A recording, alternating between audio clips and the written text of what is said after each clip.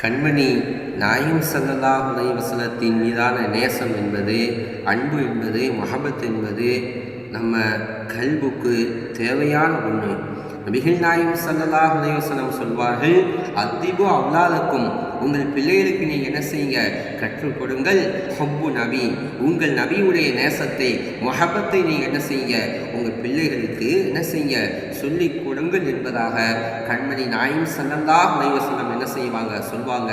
முன்பு எல்லாம் ஒரு காலகட்டம் தன்னுடைய பிள்ளைகளுக்கெல்லாம் முதலாக கண்மணி நாயகம் ஸல்லல்லாஹு அலைஹி வஸல்லத்தின் மீதான அந்த அன்பையும் ஸலவாத்தையும் மொஹபத்தையும் நேசத்தையும் தான் ஒவ்வொரு தாயும் தந்தையும் என்ன செய்வாங்க, அந்த பிஞ்சு உள்ளத்திலே முஹம்மது ஸல்லல்லாஹு அலைஹி வஸல்லம் மொஹபத்தை என்ன செய்வாங்க, மிக ஆழமாக கொண்டு போய் முத்துக்களாக என்ன செய்வாங்க, பதிப்பாங்க.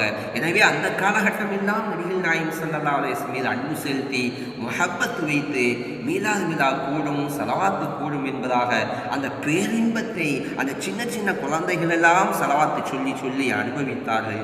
இந்த காலகட்டம் நாம் சொல்ல மறந்துவிட்டோம்.